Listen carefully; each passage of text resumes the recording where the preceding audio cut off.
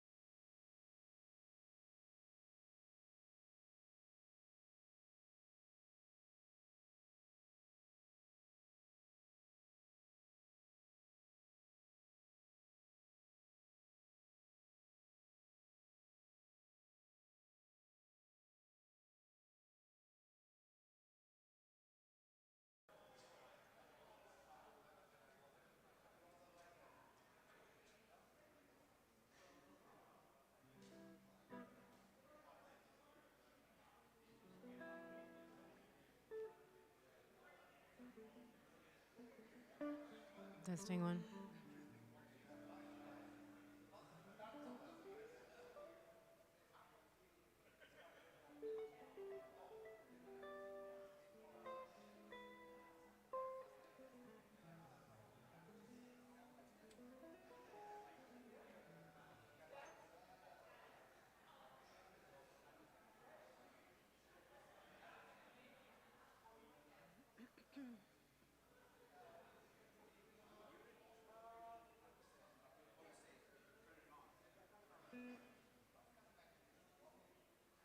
Testing. Good morning. Good morning. Good morning. People are screaming, running around, jumping. Is it? Hello. Good morning. Is that any better? Can y'all hear me a little bit? Nothing yet? I do have a big voice, but I want it to. All right, thanks, Ted. All right, good morning, everyone, and welcome to Houston Oasis. We are so happy that you are here today. My name is Terry Hibbert Ismert, and I am on the board of directors and a member of the care team. Just if you know, if anybody is ever in need of some special care, some loving, something taken to the hospital, we can do that. We have a committee that does that, just so you know.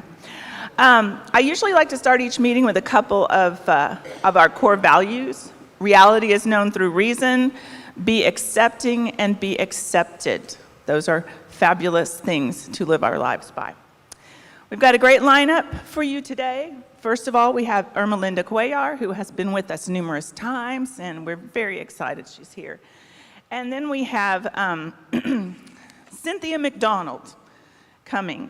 So Ermelinda, we'll start with Ermelinda. She's a jazz and Latin music singer, well known at Houston Oasis. Born to Peruvian parents in Texas, she's recognized for her inventive improvisations and passionate storytelling in both English and Spanish. And we always enjoy your music, and we're so glad that you're here. Go for it. All right, thank you so much. With me today, we have Greg Petito on guitar, and we have Mr. Warren Sneed. We're going to do a song called I Remember April. 1, 2, 3, 4.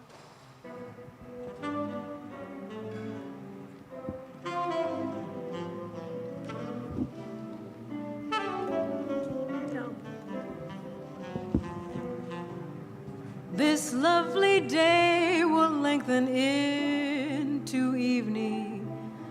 We'll say goodbye to all we ever had. Alone, where we have walked together. Well, I'll remember April and be glad. I'll be content. You loved me once in April. Your lips were warm, and love and spring were new. But I am not afraid of autumn and her sorrow, for I remember April and you. The fire may dwindle into glowing ashes, for flames and love last such a little while. No, I won't forget, and I won't be lonely, for I'll remember April and I'll smile.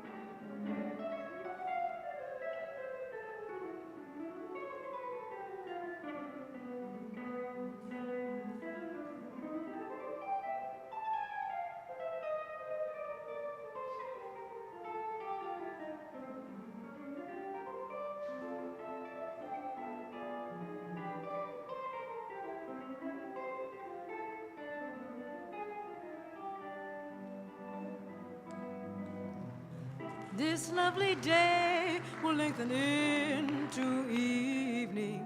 We'll say goodbye to all we ever had. And alone where we walked together, yes, I remember April and be glad. I'll be content that you love me once in April. Your lips were warm and love in spring were new. But I am not afraid of autumn and her sorrow, for I'll remember April and you.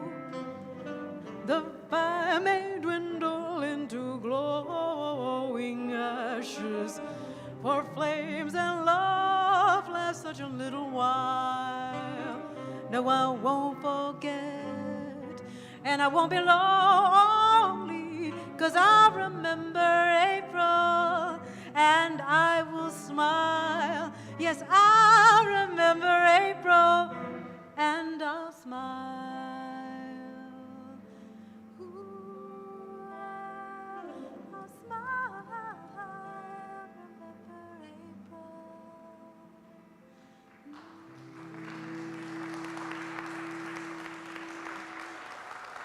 Thank you. We're going to do a song called Vereda Tropical, or Tropical Path. And this is a story about, from a man's point of view, remembering a beautiful time meeting a lovely woman. And so he's describing going down this path and the palm trees that he's feeling, and then the sound of the shore, of the sea. And he remembers kissing her, and he remembers them swearing to be with each other, but then, of course, he's just remembering just the memories because she left. So he's just recalling the beautiful time they had together.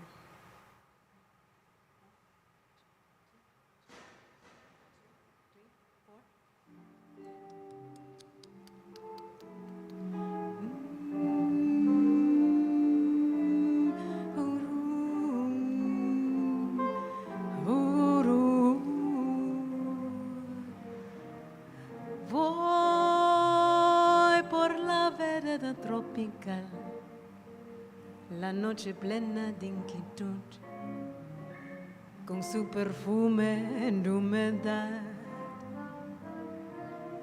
En la brisa que viene del mar, se oye rumor de una canción de amor y de piedad. Con ella fui noche tras noche para el mar, para besar su boca fresca de amor, y me juró querernos más y más, sin olvidar jamás aquellas noches junto al mar. Hoy solo me queda recordar, mis ojos mueren de llorar y mi alma muere de esperar.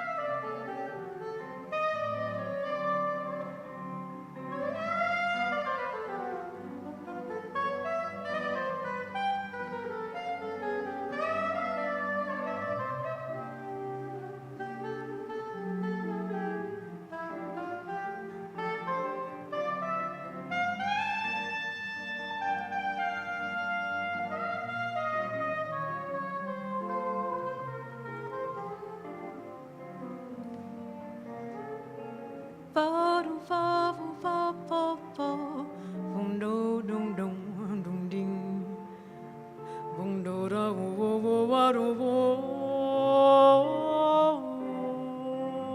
fa fa fa fa va do va va da va va do va da bum va va va va da va va do va va va. Con ella fui noche tras noche para el mar para besar su boca fresca de amor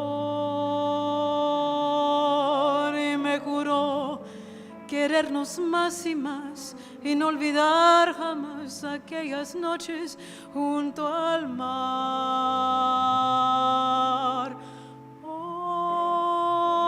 Hoy solo me queda recordar, mis ojos mueren de llorar y mi alma muere de esperar.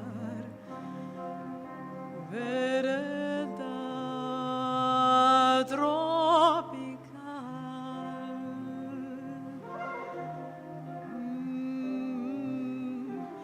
Vereda tropical.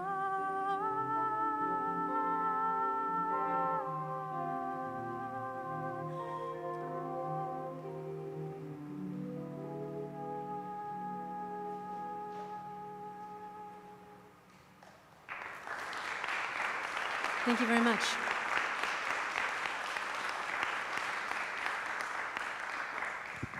Thank you so much. That was just lovely. I'm so glad we were able to hear those beautiful songs.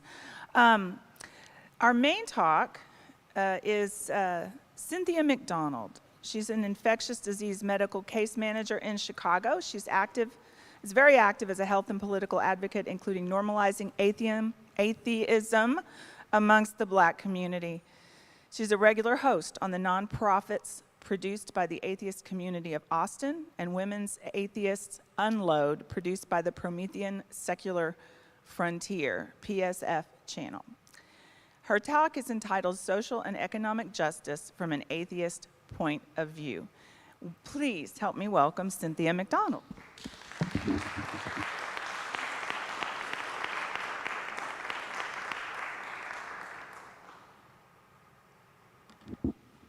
Good morning. It's still morning now, right? I think so. Okay, cool. So good morning. And I also want to thank you for that warm introduction. I want to first say that I'm honored and I am humbled that I have been invited by Will Judy and the Houston Oasis to address you today. And I appreciate the hospitality that was actually shown to me as well. And again, I say thank you. James Baldwin, author, poet, activist, and sharp critic of the church, once said, "I love America more than any country in this world. And exactly for this reason, I insist on the right to criticize her perpetually." He also said to accept one's past, one's history, is not the same thing as drowning in it. It is learning how to use it. An invented past can never be used. It cracks and crumbles under the pressures of life like clay in a season of drought. Activism in this space happens because although one may love the land that they are from, does not mean the land has always loved them. It also means that if I do love this land, I must speak up when it is wrong and has brought harm to its first citizens. I use the term first citizens not as an insult to those who have come before or who have immigrated after America was established. I use that term because we know and how we determine citizenship was as a result of the ending of slavery and the adoption of the 14th Amendment. The opening sentence of Section 1 of the 14th Amendment defines U.S. citizenship as all persons born or naturalized in the United States and subject to the jurisdiction thereof are citizens of the United States. and the state wherein they reside. There are certain rights that come with citizenship, such as freedom of speech, freedom of the press, freedom of religion, freedom of assembly, right to petition the government, and freedom of liberty in the pursuit of happiness. Citizenship also comes with responsibilities such as supporting and defending the Constitution against all enemies, foreign and domestic, staying informed of issues affecting your community, participating in the democratic process, example would be voting, respecting and obeying federal, state, and local laws, and respecting the rights, beliefs, and opinions of others. African Americans that were either enslaved or the descendants of the enslaved have kept the responsibilities of what is expected of a citizen, yet the rights and privileges that come with such a title have not always been extended to us. African Americans have supported and defended the Constitution against all enemies, foreign and domestic, because we have fought in every war. I myself am a daughter of a Korean War veteran and a great-granddaughter of a World War I veteran. African Americans stay informed on the issues that affect our community because we are still living under the legacies of slavery and Jim Crow. African Americans have participated in every election since we were given the right to vote, yet we still face voter suppression in numerous states and municipalities. African Americans obey the laws of the land, yet we are incarcerated more than 5 times the rate of whites and at least 10 times the rate in 5 states. According to a study published by NYU Steinhardt and NYU CUSP and the Stanford Open Policing Project Act in 2020, Black drivers are about 20% more likely to be stopped than white drivers relative to their share of the residential population. The study also found that once stopped, Black drivers were searched about 1.5 to 2 times as often as white drivers, while they were less likely to be carrying drugs, guns, or other illegal contraband compared to their white peers. Also, according to the study by researchers from Harvard T.H. Chan School of Public Health, Black Americans are 3.23 times more likely than white Americans to be killed by the police.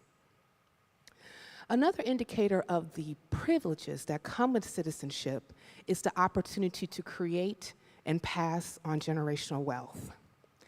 Right before the March on Washington in 1963, Dr. Martin Luther King, Jr. addressed a group of activists and organizers. He reminded them of the purpose of the march in the nation's capital. Often, most people think Dr. King was there so that he could speak about his dream. Components of that speech are often misused, misquoted, or misrepresented. The last misuse and misrepresentation I've witnessed was from Ken Ham in his panel from Answers with Genesis. King reminded his folks that this march is about gaining full citizenship status, which includes a proper share of wealth and economic inclusion. Quote, "At the time when America refused to give Negroes any land, through an act of Congress, our government was giving away millions of acres of land in the West and the Midwest. It meant that it was willing to undergird its white peasants from Europe with an economic floor. But not only did they give the land, they built land-grant colleges with government money to teach them how to farm. Not only that, they provided county agents to further their expertise in farming.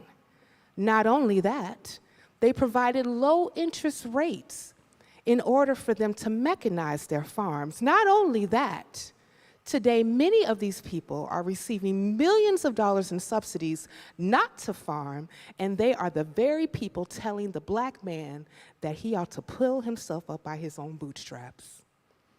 Now this is what we faced. And this is what is the reality. Now, when we come to Washington in this campaign, we're coming to get our check. King was referring to a policy called the Homestead Act of 1862. This particular policy lasted over 114 years. The government granted more than 270 acres of land while the law was in effect. The passage of the Federal Land Policy and Management Act of 1976 repealed the Homestead Act in the 48 contiguous states, but it did grant a 10-year extension on claims in Alaska. By 1934, well over 1.5 million white families, both American-born and immigrant, eventually profited from it. And although the process was rife with fraud and many homesteaders sold their plots to corporations, the original claimants pocketed the income from the land sales, establishing a basis of wealth and capital. About 6,000 Black families were able to take advantage of the policy, but most of them lost their land through land theft, lynchings, and the like.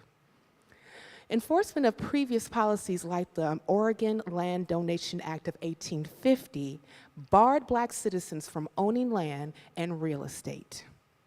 In 1866, shortly after the end of the Civil War, the Southern Homestead Act was supposed to function like the original act. During the first year of the SHA, unoccupied Southern land was offered exclusively to African Americans and loyal whites. But after 1867, even landless former Confederates could apply. You can guess what happened afterwards.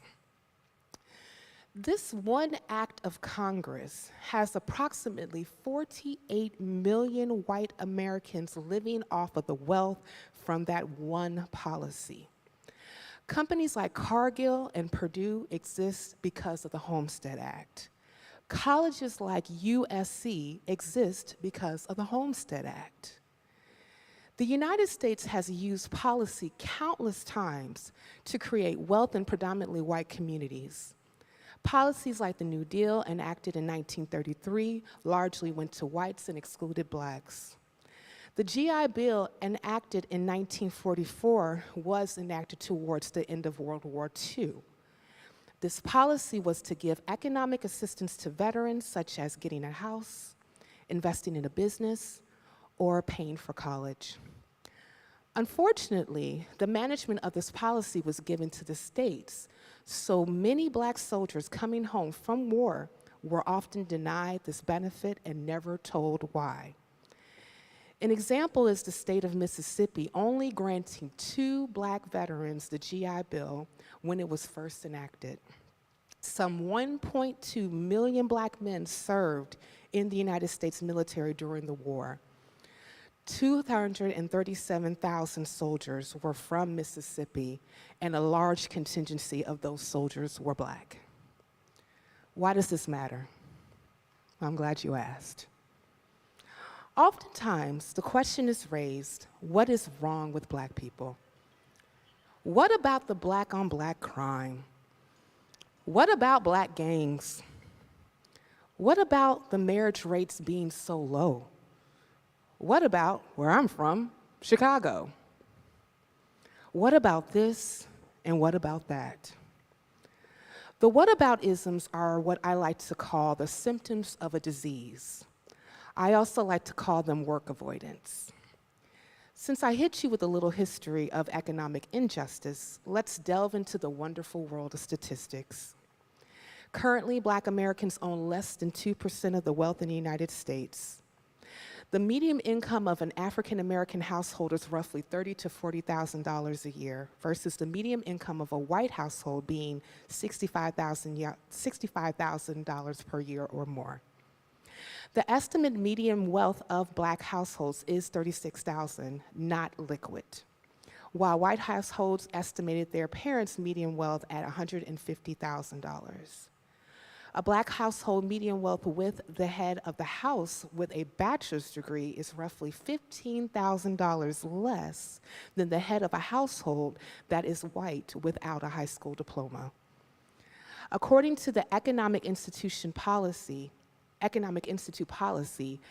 African Americans' median household income and wealth is lower than all racial and ethnic groups, even with this myth that African Americans have the spending power of $1.3 trillion. It is a fallacy. The number was based on self-reporting surveys and combined incomes of African Americans for approximately 1 year. If you did not know by now, income does not equate to wealth, and it damn sure does not mean buying power. So what now? How is this going to be solved? The only way this is going to be solved is how the government always solved the issues of groups of people coming into wealth: policy. Massive economic policy that specifically for the injured group is called reparations. This can be achieved through what leading reparations scholars like and Duke University professor Dr. William Darity calls ARC: acknowledge, redress, and closure. So before we go into ARC, I think it's important to define reparations. Merriam-Webster defines reparations as a repairing or keeping in repair, the act of making amends, offering expiation, or giving satisfaction for a wrong or injury, something done or given as amends or satisfaction.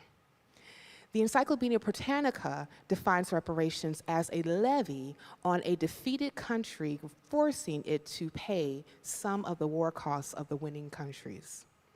Reparations were levied on the Central Powers after World War I to compensate the Allies for some of their war cost. Another example is later definition is when the Germans were forced to pay reparations to Jewish Holocaust victims and their descendants if the victim did not survive. Other countries like France and Croatia, who were also complicit in this behavior, were also made to pay reparations. When the Civil War ended, Union General William Tecumseh Sherman met with former slaves that were pastors and other leaders in their community and asked them what they wanted. They told him land that they could work and farm on their own. On January 16, 1865, during the American Civil War, he issued Special Field Order Number 15, a wartime order to allot land to some freed families in plots of land no larger than 40 acres. That wartime order was rescinded by the government, and the land was redistributed back to the former slave owners after the assassination of Abraham Lincoln of the United States. And President Johnson then becoming President Andrew Johnson, rather. According to an article in Yes Magazine, those land grants alone would have been worth at least $6.4 trillion of money today. Another econ PhD candidate told me that recently the land grants would have actually been worth over $19 trillion today. America has often acknowledged its malfeasance. On July 29, 2008, the U.S. House of Representatives issued an apology to Black Americans for the institution of slavery and the subsequent Jim Crow laws for the years of discriminations against Blacks as second-class citizens in American society. Representative Steve Cohen, Democrat from Tennessee, issued the resolution, and it had over 220 co-sponsors. Along with acknowledgement, President Joe Biden in 2019 signed into law Juneteenth as a national holiday, acknowledging the last of the enslaved to be told in Galveston, Texas, the war was over and they were free. So the United States is already very aware of its complacency, and despite the recent laws in various states banning the teaching of critical race theory, and which I like to call actual history, it would not negate the fact that America has done a deep injustice and harm to Black Americans. In the spirit of Dr. King's Not Only That, America is also liable for other policies that have caused great harm to our community, like convict leasing, land theft, domestic terrorism and lynching, redlining, the war on drugs, massive incarceration, multiple black towns where residents were massacred, and whole townships that are underwater, to environmental racism such as Flint, Michigan, water, or Cancer Alley in Louisiana. All of this blood is on America's hands, yet we have yet to see any attempt to redress and repair. So what does redress and repair look like? Dr. Darity, who I mentioned previously, stated in an article from BU Today, redress is the actual form of restitution that might take, and I've argued that in any program of reparations, it's important that restitution must include, in some significant way, direct payments to eligible recipients. So it's who is eligible. Dr. Darity's criteria, which I agree with, is a person who identifies as Black or African American for at least 12 years before a reparations program is enacted and can trace their lineage to the institution of chattel slavery through at least one ancestor. Some have argued that this is an arduous task. I'm here to tell you it's not. According to the Smithsonian, before 1965, Black people of foreign birth residing in the United States were nearly invisible. According to the 1960 census, their percentage of the population was to the right of the decimal point. But after 1965, men and women of African descent entered the United States in ever-increasing numbers. During the 1990s, some 900,000 Black immigrants came from the Caribbean, and another 400,000 came from Africa. Still others came from Europe and the Pacific Rim. Also, as an antidote, not only am I descended from chattel slavery in America, I'm also a descendant of Black immigrants. First and second, and so on, generations of Black immigrants know where we hail. The United States Census from 1870 is the first census to name all former slaves. Using census records constitutes indirect evidence to the institution of chattel slavery. Worthy that there are still other documents like bills of sales and other slave records that have survived. Dr. Darity proposes in his book he co-wrote with his wife, A. Kirsten Mullen, From Here to Equality, Reparations for Black Americans in the 21st Century, that part of a reparations program would be for the federal government to set up an office to help those who have claimed to find substantiating documents to confirm their lineage to chattel slavery. At the heart of any reparations program should be to address and close the racial wealth gap.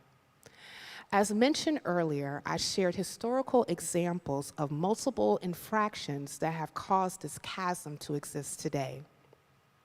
It is only through direct payments, economic building programs, and implementing protections can address this macro crisis that Black freedmen descendants face. As stated, Black Americans own less than 2% of the wealth in the United States versus white Americans owning over 90%. During the pandemic in 2020, 41% of closed businesses were Black versus 17% of white businesses. This is a direct result of not having capital to keep one's business afloat during perilous times. It is absolutely paramount to create a proper economic floor for African Americans. According to an AmericanProgress.org, the persistent Black white wealth gap is the result of a discriminatory economic system that keeps Black households from achieving the American dream. The system has always made it difficult for Black households to acquire and to keep capital, and this lack of capital has created a persistently large racial wealth divide. As African Americans have less wealth to pass on to the next generation than white households, there are several other obstacles to building wealth. Black workers often face labor market discrimination, including being steered towards occupations that are less secure, lower paying, and have fewer benefits and career advancement opportunities. These systemic obstacles to gaining access to good jobs are especially prevalent in the private sector. Opportunities to contribute to and benefit from innovation and advancements in technologies, and thus building wealth in high-value added industries and occupations, are also limited for African American innovators and entrepreneurs, as federal government research funding regularly excludes them. Black households end up with lower incomes and less wealth than white households as a result. The financial system strips Black households of their wealth by denying them access to the same investment opportunities and affordable credit that white households have. This systemic bias makes it more difficult for Black households to participate in the stock market, to start and grow their own businesses, and to put away a rainy day fund while they carry costlier debt such as car loans, credit card balances, and payday loans at the same time. Black households continue to face housing market discrimination, which makes it harder for them to own a home in the first place, and their houses appreciate less in value than those of white households. Additional factors such as systemically worse treatment in education, healthcare, and the criminal justice system also feed into the persistent Black-white wealth gap. Amid the fallout from the pandemic, state and local governments have made deep cuts to public sector jobs. Black workers have seen economic gains thanks to their hard work in the public sector. These incomes and wealth gains are now at risk again. In September 2020, 211,000 fewer Black workers had jobs in the public sector than was in the case in September of 2019. A reparations program should encompass all these factors to create a pathway of making a group of people whole. Support for education, support for entrepreneurial activity, and some resources to go to historically Black colleges and universities are absolutely necessary. But the preponderance of the funds must go to individual recipients. And they must go in such a way that we, in fact, eliminate the racial wealth gap. That should be the primary objective of any reparations project. So now let's discuss closure. Malcolm X said, if you stick a knife in my back 9 inches and pull it out 6 inches, that's not progress. If you pull it all the way out, that's not progress. They haven't pulled out the knife yet, and they won't even admit that it's there. According to Dr. Darity, closure is an agreement on both parties, that the culpable party and the victimized party, that the debt has been paid. But as I want to be clear, that closure in that sense does not mean forgetting. An important dimension of the reparations program must to address issues concerning the memory of the events that led to the reparations commitment. Unfortunately, a proper conversation about closure cannot be had until the metaphoric knife is acknowledged. In the body politic that matters, we have seen piecemeal policies proposed, signed into law, benign neglect, and the like. Affirmative action, which was a policy to help minorities be added more to work and education spaces, have mostly assisted white women. The 13th Amendment still allows for the enslavement of convicted felons, and one is already aware of the disproportionate rate of Black men in U.S. prisons. Black men are roughly 6% of the population, but they make up roughly 41% of the prison population. How? Even with the landmark Civil Rights Act of 1964, Dr. King said, until we commit ourselves to ensuring that the underclass is given justice and opportunity, we will continue to perpetuate the anger and violence that tears the soul from this nation. I fear that I'm integrating my people into a burning house. Continuing in the spirit of Dr. King, oftentimes faith leaders are credited with leading in the space of social justice. But what good has it done us? Even though one cannot deny the organizing efforts of churches along with organizations like the Southern Christian Leadership Conference, Black wealth is still at the bottom. Despite the ills we as a group have experienced, God is awfully silent concerning our plight, even though, according to Pew Research, 79% of Black Americans identify as Christian. Blacks are still disproportionately killed by police. Black infant mortality rate is still 2.3 times higher than whites. At every social and economic statistic, Blacks still find themselves at the bottom except for one, our God belief. Black theology has gone through periods of speaking on redemption of the Negro, liberation of the Negro, and as of late, the prosperity of the Negro. Redemption of the Negro often spoke of laying down one's burdens down by the riverside, or when we get to heaven, there will be no longer fetters or pain in this life. W. Wilbur, an infamous slave auctioneer, as a means to advertise, Wilbur would store tokens to the public and dispense them to customers when he gave change, which was valued at 1 cent at the time. He was also minting and sold shackles with his name on lots of slaves sold. One token that I read, W. Wilbur, slave seller, strong, healthy African Black from Cape Coast, Africa, 1806. The reverse side read, W. Wilbur, slave auctioneer, African Negroes fresh off the ship lot 12333, River Street, Charleston, South Carolina. He was also instrumental in the Christianization of African slaves. He owned and operated a mercantile during the pre-Civil War era of Charleston, South Carolina. Slaves were taught the Bible, but no passages that alluded to liberation. Slave Bibles were used to promote docility amongst the enslaved. Much of the Old Testament was omitted, and only about half of the New Testament remained. The reason? So that the enslaved Africans couldn't read or read anything that might incite them to rebel. During the Bible lessons, a white person had to be present to give an account that proper passages were taught. The thought that teaching enslaved people biblical lessons about obedience and accepting one's fate would help them be better slaves. Some sermons aimed at enslaved people were someone who accepts his lot in life, keeps his faith in God, and in the end is rewarded for it.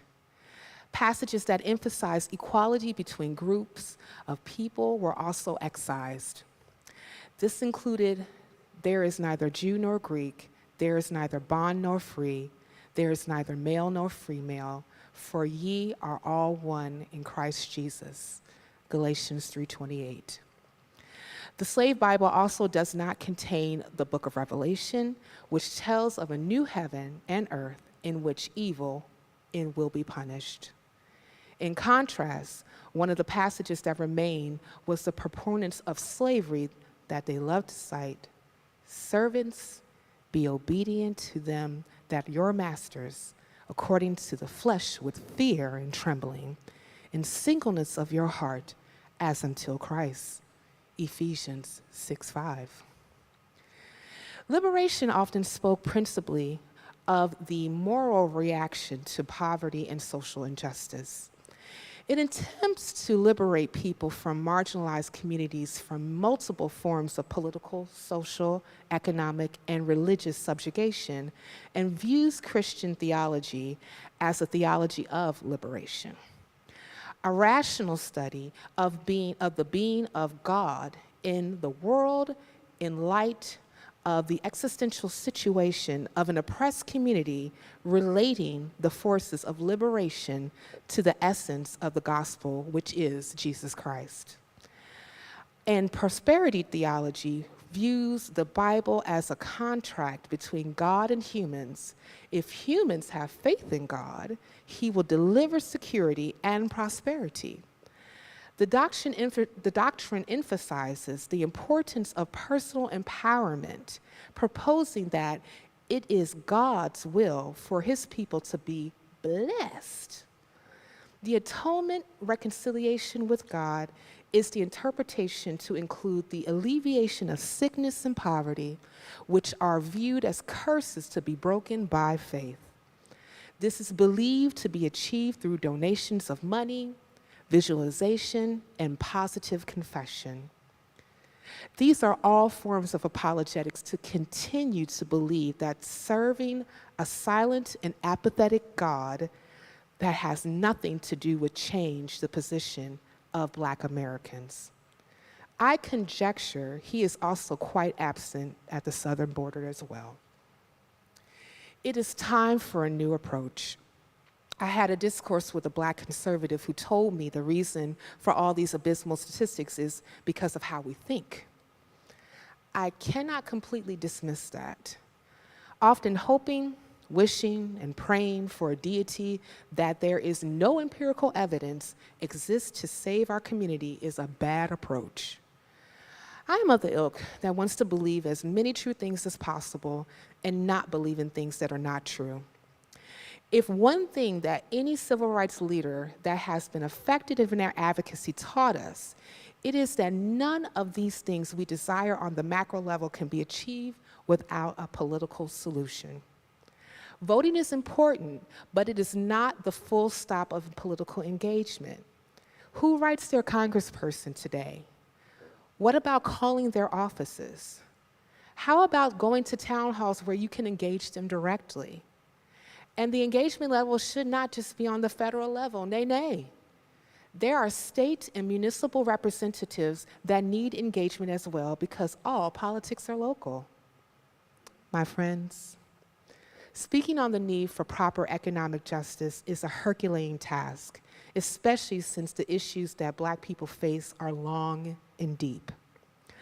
Although it may seem insurmountable, it is still a task that should not be ignored or forgotten. We as a people will not survive without a commitment from the powers that are over us to intervene. And I don't mean Jesus. They won't do it, though, without our voices. It can't be just African Americans saying this either. It has to be a critical mass of all peoples recognizing and putting hand to plow to make this a reality. I, as a Black woman, can only do so much. It takes a village to make this happen. And also, please recognize that the upliftment of the Black community is an upliftment for America. Every transformative legislation that affects the social and economic makeup for America is because Black people said, enough is enough. Time for reciprocity. Thank you.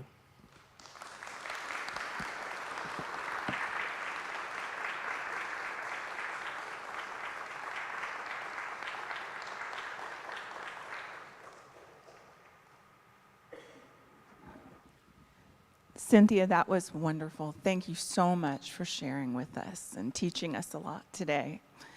And you have the most beautiful voice. It's just lovely. So what we're going to do right now is take a coffee break.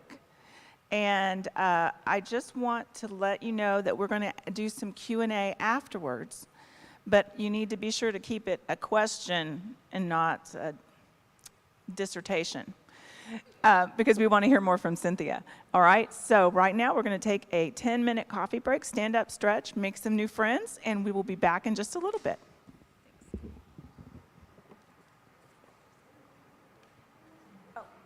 And if you want to write your question on the back of your program, if you don't feel comfortable asking it, please do that, and we'll read it for you.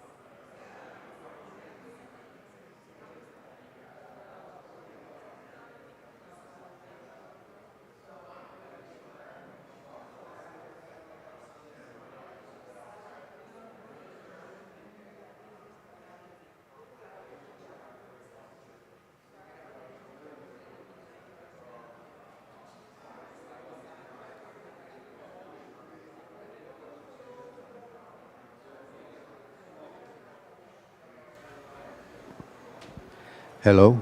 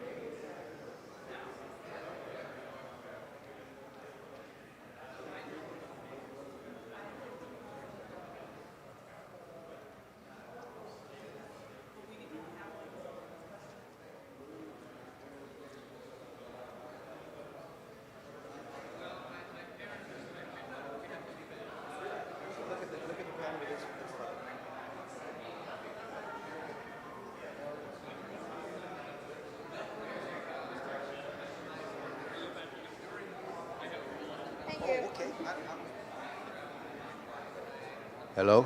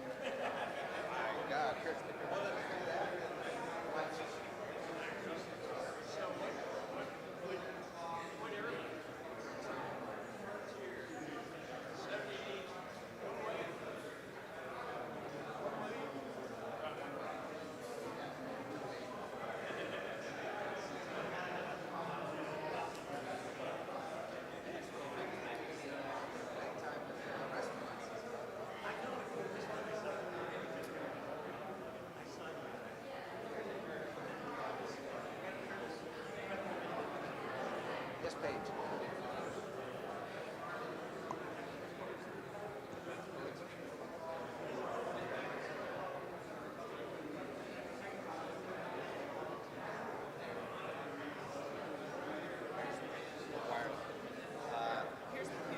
He doesn't have an out to for the guitarist. So what? Guitar and the sax. I see a kid will do this.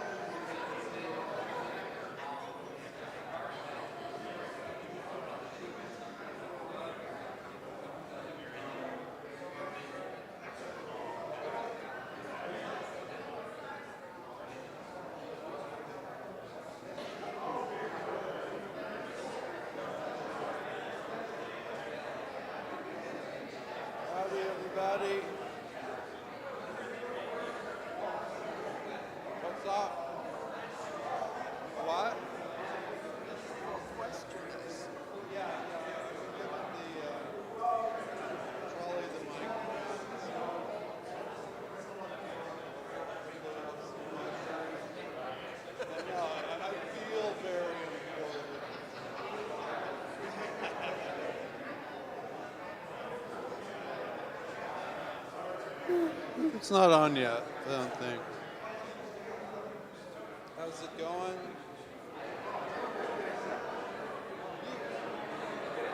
Oh, okay. Yeah. So you've been coming for a number of weeks. Well, welcome back.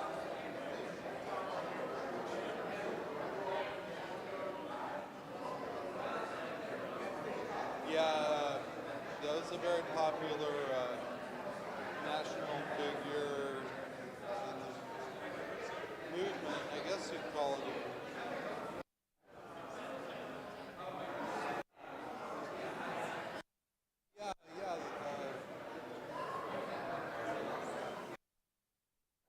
Yeah, it's the friendly atheist. So he's got a big following. So I expect to be pretty hot.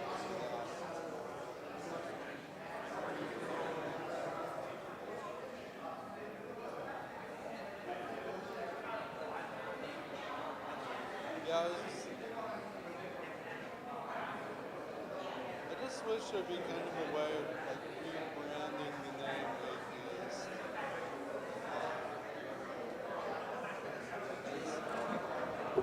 All right, everyone. I see we're all having a good time, but hello? Anybody out there? Let's head back to our seats, please.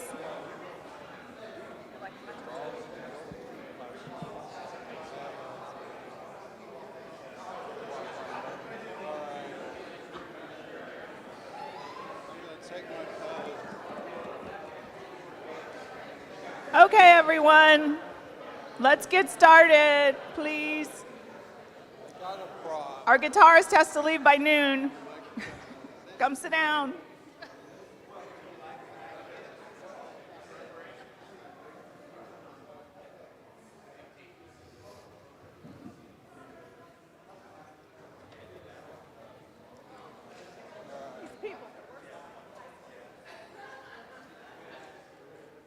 All right.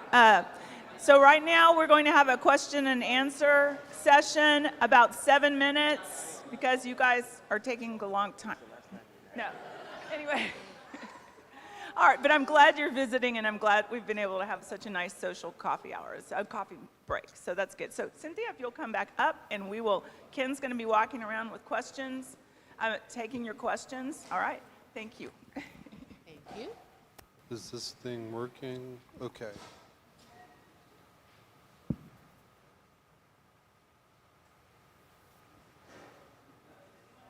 Question?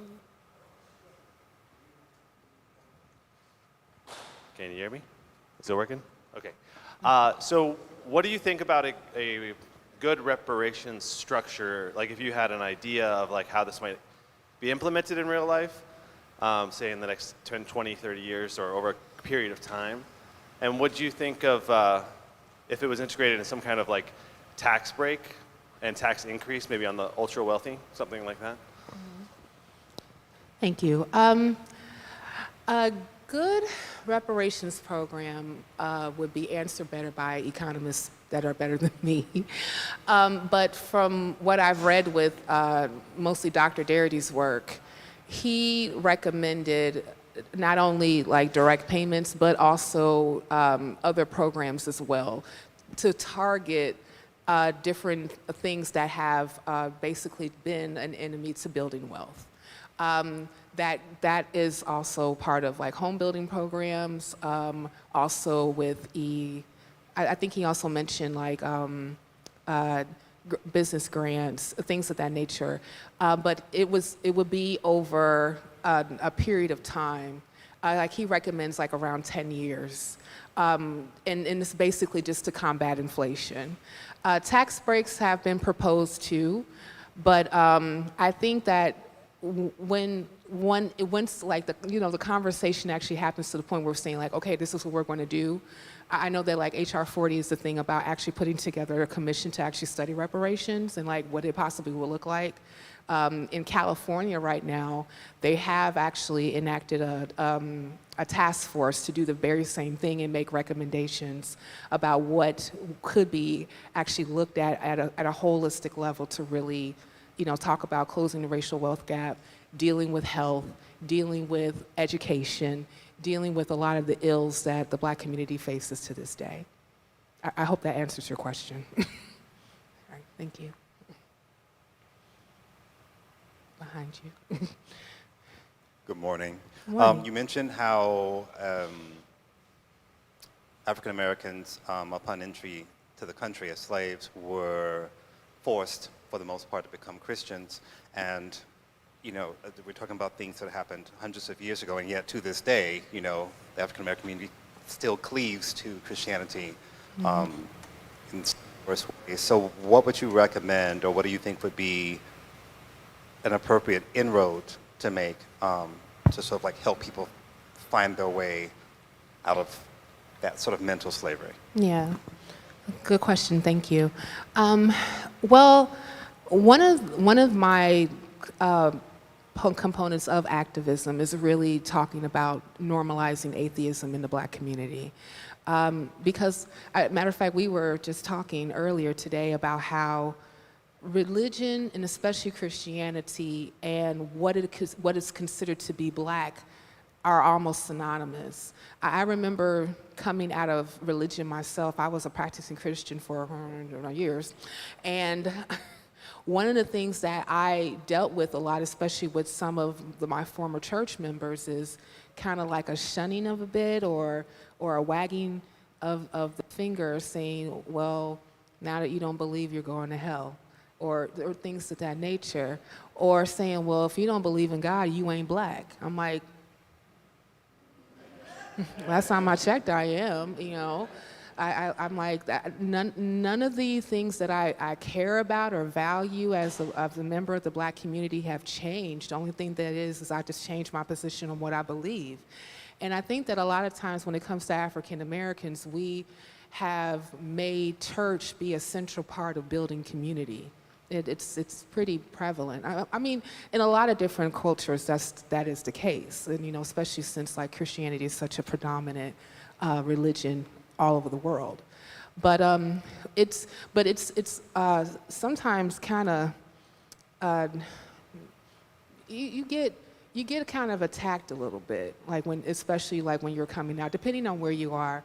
I mean, like I'm lucky that when I came out as atheist, my family was like, okay, but then again, like they were Christian, but they were mainline Protestant, like Anglican, Episcopal. So, church is just something that you did for an hour on Sunday.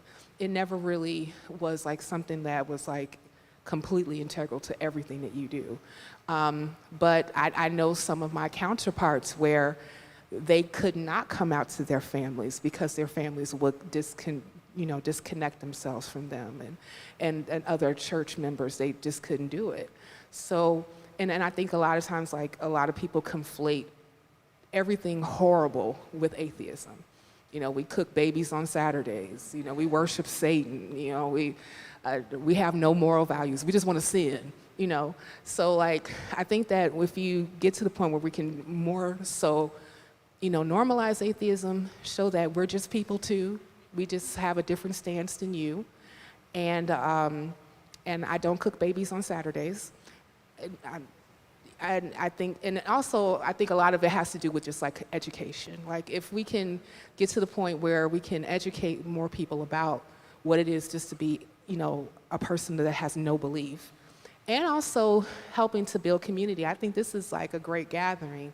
And a lot of times what keeps people, like I mentioned before, in church is because they're afraid of losing their community. So being able to build community and gatherings and actually saying that, hey, this is a safe space for you so that you can come. That's why I love doing the work that I do with the Black non-believers. I love their mission about really creating safe spaces for Black folk so when they're coming out of religion, they have somewhere to go. So I think that if that's something that can be implemented more for people who really care about building community and creating safe spaces and educating others about what it is just to be a non-believer, that's the best first step.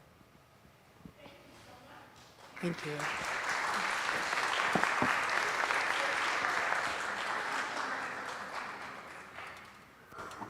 All right, everyone. Thank you so much, Cynthia. And we are going to have another song from Ermelinda Cuellar right now.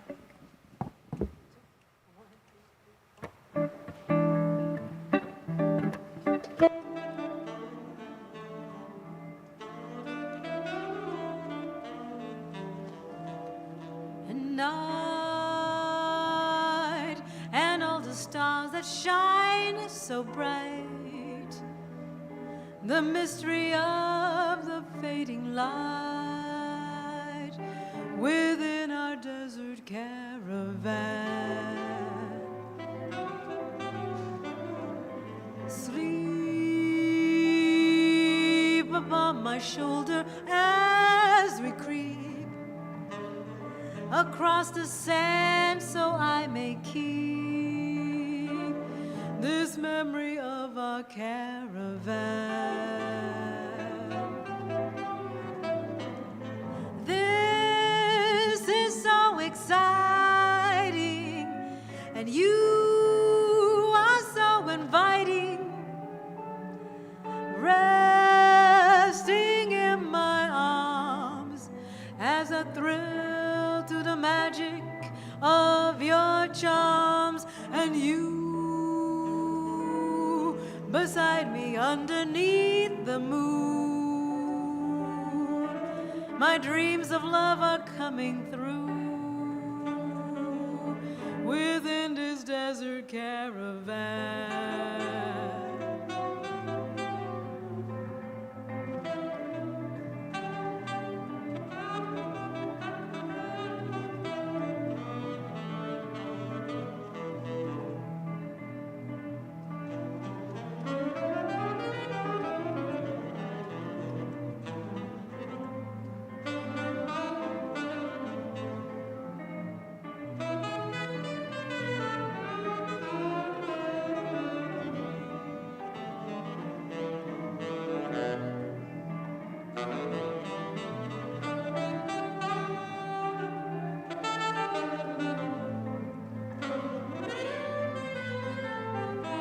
That's Warren Sneed.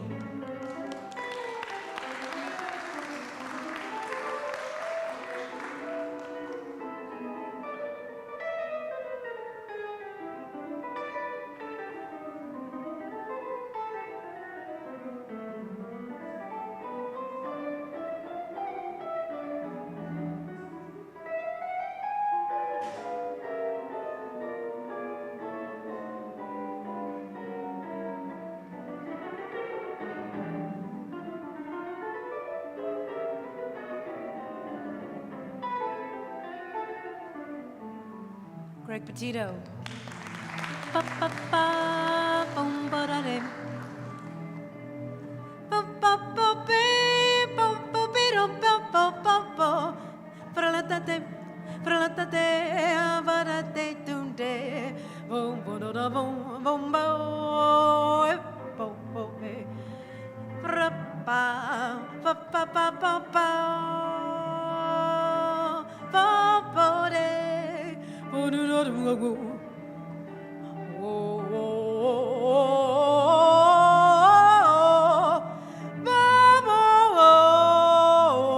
oh, and this is so exciting, and you are so inviting, resting in my arms as I thrill to the magic of your charms, and you beneath this lovely moon. My dream of love is coming through within this desert caravan. Caravan within this desert desert caravan.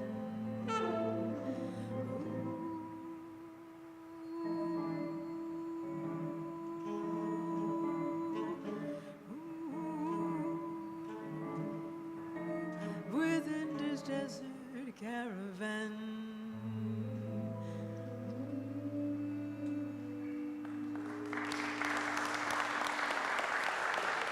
Thank you very much. Greg Petito, Warren Sneed, James Armando. Thank you.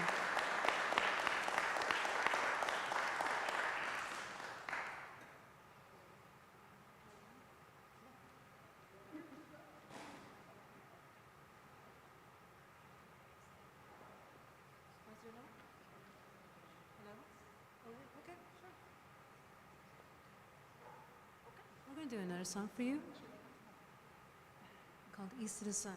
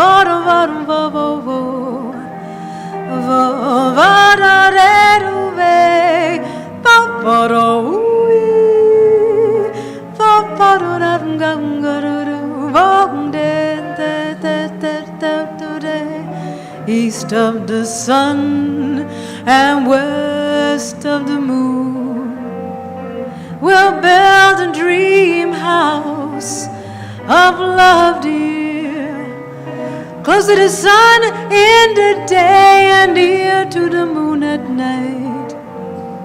We'll live a lovely way, dear, living on love and pale moonlight, just you and I, forever and a day. For love will keep us alive, and we'll keep it that way. Up above the stars we'll find harmony and life to a lovely tune. East of the sun and west of the moon, dear. East of the sun and west of that moon.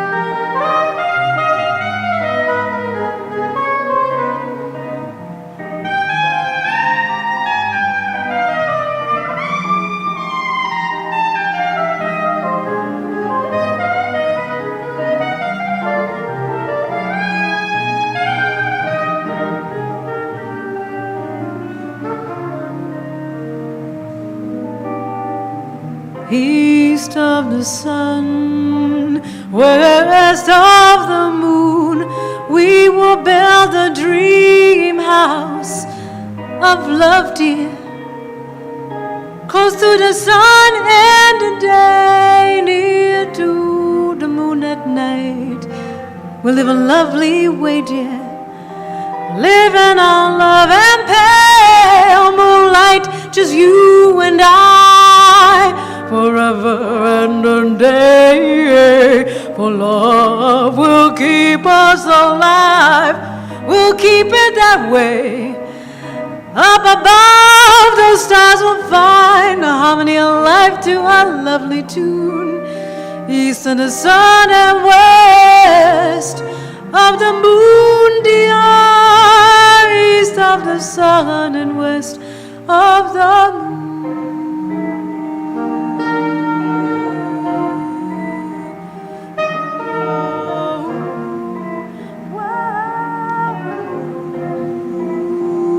East of the sun,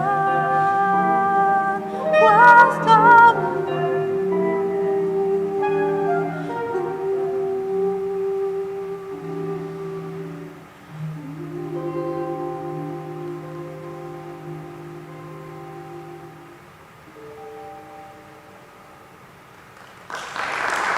Thank you so much. Greg Petito, Warren Sneed.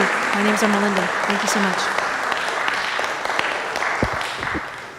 Hello. Hey, folks, Richard Andrews here. You may know me as the Oasis treasurer. Today, I'm also the Lost and Found department.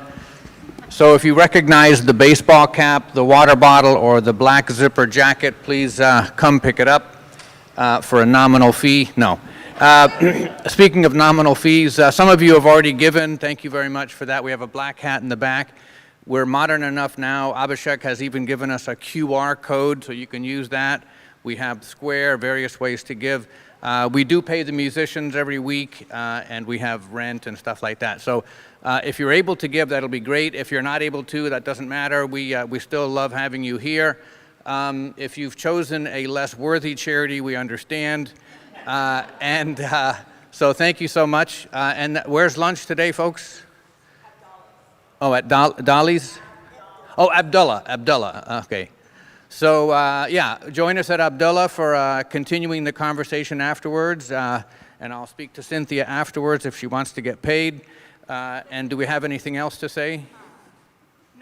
Not really, but just check out all the exciting things we have going this week. I'm not going to read through all of them because we're already past our 12 o'clock time, but we have a lot of upcoming things. Next week will be Hermat Mehta and Sam Robbins. So please come back, enjoy, tell your friends, and we'll see you soon. All right, thanks.